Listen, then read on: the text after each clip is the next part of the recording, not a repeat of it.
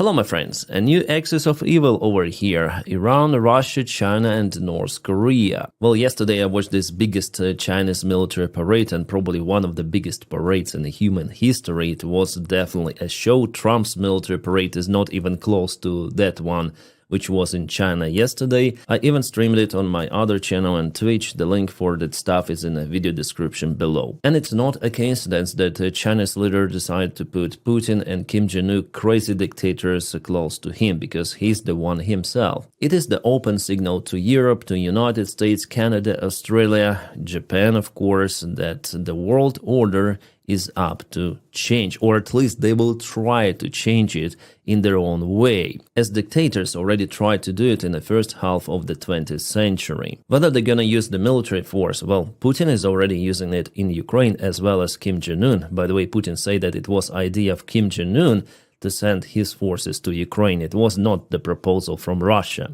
And China, well, it has 3.5 years window to start their special military operation against Taiwan. Guys, from my feeling and understanding what is happening, I'm 90% sure that China will start this. First of all, everyone sees how weak is West and how weak is the United States of America in particular. For example, Donald Trump started tariff war against China and lost it successfully, and they will not apply any more tariffs on China because it will harm American economy a lot. The problem for Donald Trump that he probably doesn't understand the difference between allies and competitors. He says that he has good relations with China, North Korea and Russia. By the way, he said about it in today's press conference that he has good relations with those dictators, but in a few weeks, he said, yeah, again, few weeks, 2 weeks, 3 weeks, we'll see whether those relations are really good, he said. But in general, Trump applies tariffs on European Union partners, NATO partners,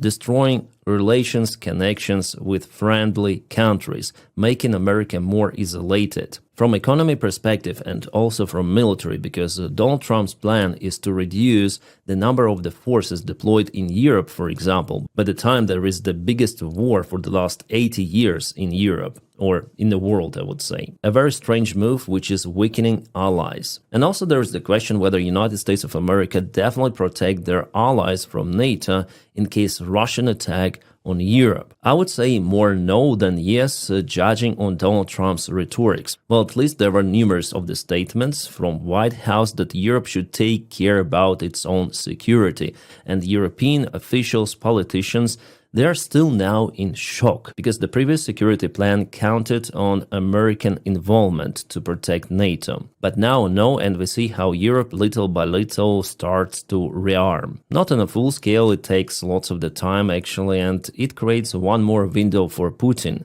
A weak Donald Trump's administration, Europe is not yet fully ready to repel the Russian attack, so Putin might try to implement his worst scenario against NATO countries to check out the 5th article after all, which might show that allies are not that united, and it might open even Pandora box. That might show that NATO is as useless as United Nations organization. If the countries are not able to collectively protect their own members, I think it's actually the main reason for NATO to exist as an organization. Well, I think we're gonna speak about the possible attack on Europe a little later, but now with this cooperation, Xi Jinping, Kim Jong-un and Putin, the scenario of escalation is more real than ever. Now let's go back to China parade. You see, yeah, they were always together, those dictators.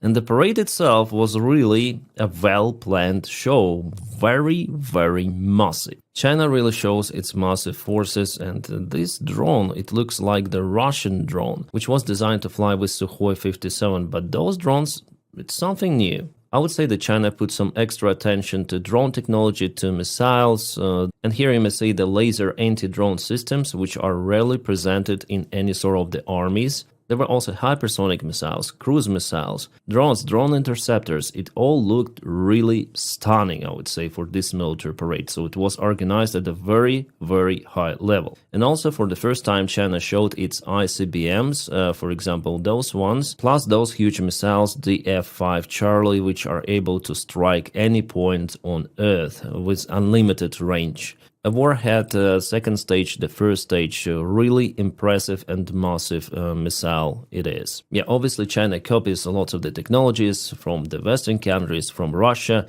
it copied before from the Soviet Union. Like, for example, those bombers, they are copies of Tupolev-16, which were retired long time ago, even in Soviet Union. But China continued to use those, so they have outdated technologies, but also at the same time they have really new technologies. It's all mixed, and here, for example, are their stealth jets. Yeah, this is unique for China. I mean, this kind of the design, because some other jets like this one, for example, they copied from Russia. It is Sukhoi 27 style airplane. And those look like F-35s with 2 engines. So the idea of this parade is obviously not the celebration of the 80th anniversary of the occupation of China, but to show the mighty force of China, first of all, and that dictators are united against West. It is the same background as in Russia 9th May celebrations, yeah? They parade just to show their mighty force. And Donald Trump already confirmed that he watched that parade, and in his statement in Truth Social he said, "Please give my warmest regards to Vladimir Putin and Kim Jong-un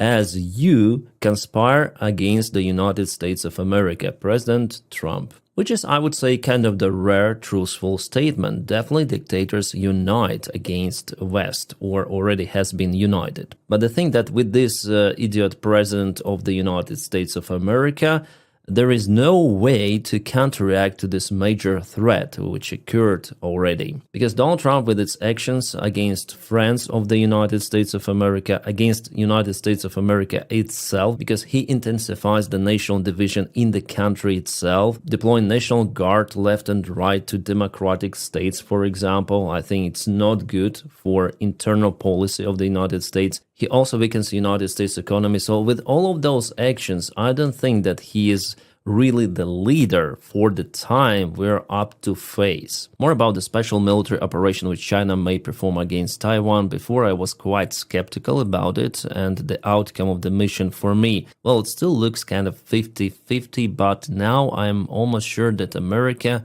United States of America, it will not protect its ally full scale. Taiwan has the great chance, if not being taken at once with a major strike, but at least being blocked for extensive period of time, and United States, they will do nothing, I guess. And allies, unfortunately, my prediction, will not have enough courage to defend Taiwan. Under previous White House administration, it was possible, and Joe Biden openly said that we're gonna protect Taiwan with our military. With Donald Trump, So inaction and weakness creates more action from your opponents, and we witness it live, unfortunately. Also about economy, private corporations, they see that something is wrong in the United States of America, that the new leadership may ruin business at once with those tariffs, again with strange policy in general, and China, unfortunately, is the way out for those corporations to start new business projects. They look at Communist China as more predicted and stable regime. So the sign is not good, absolutely, guys, and the fact that Russia propelled its project to build the power of Siberia finally in China, it also tells a lot. Yeah, not the Sila Siberia itself, but Sila Siberia 2. It's the power of Siberia, if we translate it from Russian. As the Chinese officials say, this line will be built in a record short time period. Finally, after many years of consultations, this project has received the green light from China. Moreover, China will invest into the building of this construction. Yeah, Russia also has its own investments there, Russian Gazprom.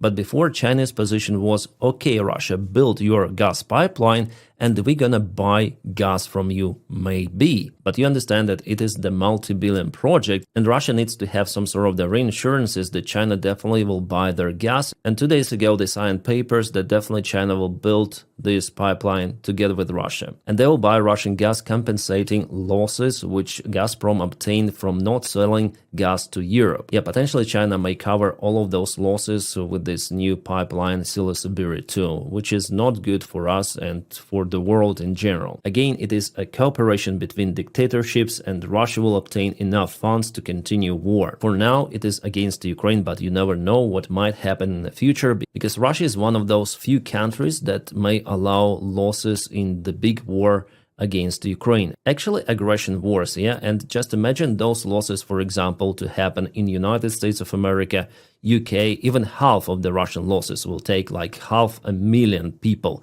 losses for United Kingdom or for Germany, and not to defend those countries but to attack someone else. I think it is not possible. People would just get rid of their government. There will be protests, there will be everything. But in Russia, everyone is calm. In China, the same scenario. In North Korea too, because those are dictatorship countries. They control media and they control people's minds. Still, majority of Russians, for example, despite their losses, despite many failed operations in Ukraine starting from 2022, they still support Putin. For us, it sounds crazy, but it is really happening, and it is the advantage of autocracies against democracies. Because after all, governments in democratic countries, they depend on voters, on votes themselves, because there are elections, they are more or less okay and fair. But in dictatorship countries, nothing of that is happening, so those dictators may behave as they want to their people. And they may easily sacrifice even millions for their own needs. It's the classical behavior for every sort of the dictator. In Africa, in Latin America, in Europe, in Russia, everywhere it's the same. Even in Europe we have those kind of the strange clowns, puppets of Putin and China like Orban and Fico. They're basically the agents to destroy democracy of the European Union. Hungary and Slovakia keep pressure on Brussels over Russian sanctions list, yeah. As I told you, they'll continue to veto help for Ukraine, they'll continue to block sanctions for Russia. It's their usual thing, because they work for Russia. Alright, Putin. Putin said, yeah, for now there is still a difference. So there was the press conference of Vladimir Putin after the meeting and all of this parade stuff in China, where he mentioned that his plan is on the table, that in 2022 there was proposal for Ukraine to withdraw forces from Donbass and keep its sovereignty, but Ukraine violated some sort of the negotiations. So Putin creates the alternate reality for Donald Trump, for example, to believe into. Like he stated also that Russia responds on the Ukrainian strikes against the Russian infrastructure. Then in fact, Russia is the country which started to hit Ukrainian infrastructure at first. Since 2022, Russia is doing it, and just maybe for a couple of years or a year and a half, Ukraine intensified strikes on Russian oil facilities and their military on the Russian territory far behind the front lines. So Putin lies, Putin misleads, he covers the facts and put what he wants to show to Donald Trump, that Russia is not the aggressor state, Russia is defending, Russia is forced to strike Ukrainian infrastructure as a response. It's totally upside down, but the bad thing that Donald Trump could believe in that. So he said that proposal is still on the table from Russia for Ukraine to withdraw from Donbass, not yet occupied territories by Russia, yeah, and he says that Russia is going to reach the goals of the special military operation and the roots of the conflict. And Putin said that they're gonna reach those goals of the special military operation in any sort of the case, preferably diplomatic way for Ukraine just to surrender. But if not, they're gonna use military force, continue to use military force. That is what Putin says. So he is oriented to continue the war in Ukraine. And it's not just about Donbass. The goal for Putin is to cancel Ukraine, like the state. Yeah, preferably without military action, because Putin, after all, is losing his army, which he wants to use later on. But the war is still ongoing and Putin bet everything for it. And why do I always say that this war could last for many more years? Because I listen to what Putin says and his circle.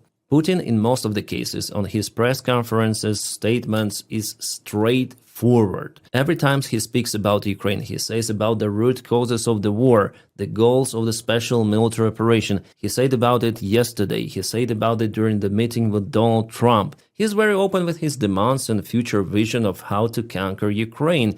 And yeah, I'm again surprised that some of the media sources trying to interpret his words in other way. It's really strange. So from one side we have Russia, which wants to occupy Ukraine. It means reaching the goals of the special military operation. Just open it. Initial statements of 2022, demilitarization, denazification, which means cancellation of Ukraine. Like denazification is pro-Ukrainian thinking of people, yeah, pro-Ukrainian government, pro-Ukrainian Ukraine. They want to make second Belarus and then to cancel it completely with full annexation. And on the other hand, we have Ukraine, which is fighting for its identity, for Ukrainians, for not to serve for the Russian Empire any longer. Russian Empire, which occupied Ukraine for centuries. Yeah, at first it was the Russian Empire, then Soviet Union, right? And those two sides, they cannot live together. It's not possible. There will be no any kind of well, maybe temporary, very short ceasefires are possible, but in general, the war will continue. It will continue while Putin's regime is in power. Sometimes people ask what might happen if Putin passes away. Well, there are many of the variants, but there is also the chance for this war to continue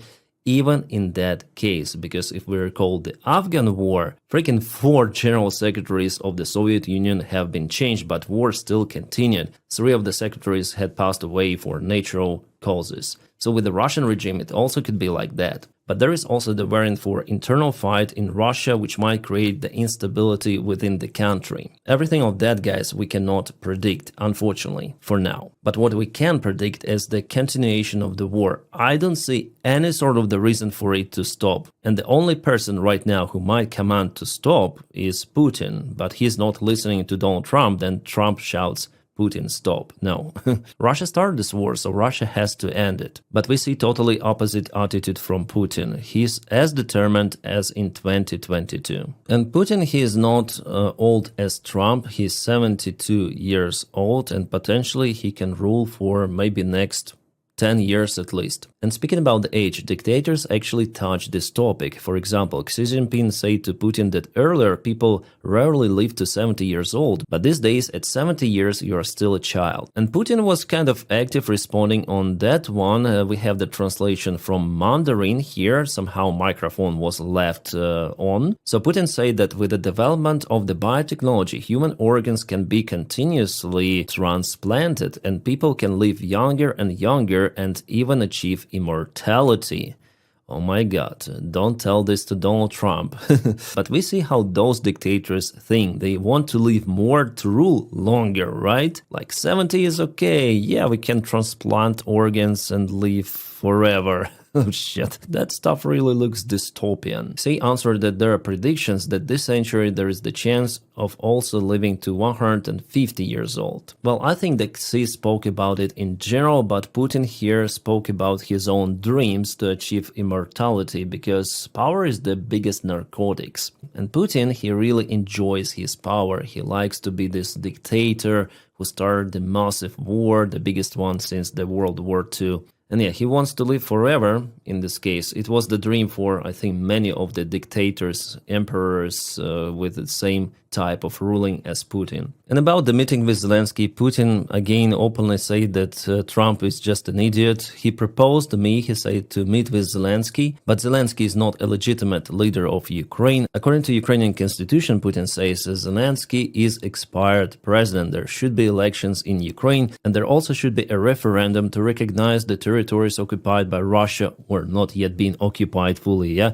as the Russian ones. They want to achieve it. And he said that if Donny and Zelensky really wants to meet, well, Zelensky may go to Moscow. And here Putin called Zelensky not a president, but the head of the president administration of Ukraine. So he's not legitimate for him, but the head of the president's administration is actually Yermak, who is a very close friend of Zelensky. And Russian propaganda plus other Russian officials, they call Zelensky a head of Ukrainian regime. Never ever you'll hear the president for Zelensky in the Russian media. Never. Or from the Russian officials. So it's vividly clear that no meeting is possible between Putin and Zelensky. Russia increased drone attacks again after quiet summer. You may see, yeah, definitely the intensified strikes, mostly using Shahid drones. Actually, Russia developed a new type of the Shahid drone. Yeah, they continue to modernize those death machines, which according to the article from the Telegraph, they do with the help of China. China has direct military contracts with Russian Defense Ministry, supplying all of the possible gear, so the Russian analogs of the Shahid drones, Iranian-made drones, they are not the same any longer. They may look the same, but inside they're already different, because Russia puts China electronics there, and also China cooperates with FPV drone production, so China supports Russia for now as hard as it can. The upgraded Shahid drones, they use camera, made in China, antenna, made in China, communication equipment, made in China. So the drone operator may control the flight path of the vehicle, even being located in Russia. This could be definitely a breakthrough, and now we'll not say that Russia accidentally hit something, yeah?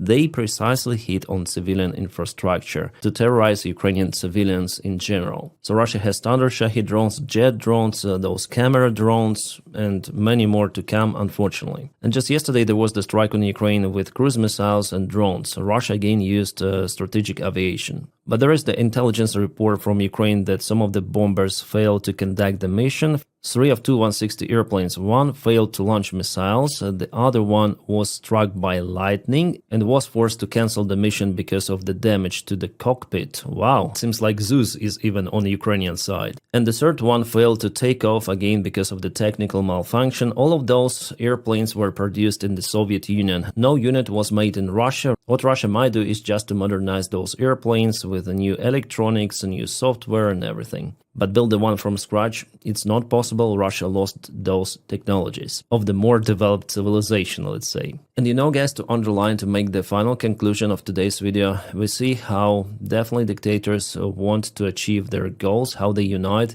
and their unification is more robust compared to Western countries, especially in military cooperation, like for example Russia and North Korea, or drone technologies as China and Russia, and their economies are getting also more united. Yeah, we speak a lot about the Russian economy decline, but if Russia has those powerful allies and China is the second economy in the world, do you really think that they can let Russia to collapse, really? I think that China needs Russia to achieve its goal. It needs Russia also for cheap, available resources, and as the military force to threaten Europe. So for China, this war is very profitable, and they will not let Russian regime to collapse. That's their go-to project, I would say. Unfortunately, yeah, so I don't see that Russian economy might collapse in the current situation for many years. And despite what crisis Russia could have, Russian people are still like volatile society, and Russia will support its military as well as China will support Russia's military. It's the interest, political interest of China, and they are ready to sacrifice a lot. And the agreements which were signed between Russia and China, they tell a lot about the increasement of cooperation. West should take those threats seriously, but I don't see it's happening on a full scale. No, West is not united as well as those dictators, sadly, guys. And the confrontation, the big one, it's gonna happen. Maybe isolated conflicts like in Ukraine could spark also in Europe, Baltic states, Finland, who knows, Taiwan, yeah, all around there will be escalation. We're at the new age of this big confrontation. My friends, about front lines, and not only I'm gonna update you in my next video. For now, please don't forget to press your like to this video and also subscribe for the channel. And my separate thanks for Patreon supporters. Guys, thank you so much for motivating me to film more and more. The link for my Patreon page is in the video description right below. My friends, I wish you all a peaceful sky wherever you are, and have a great time.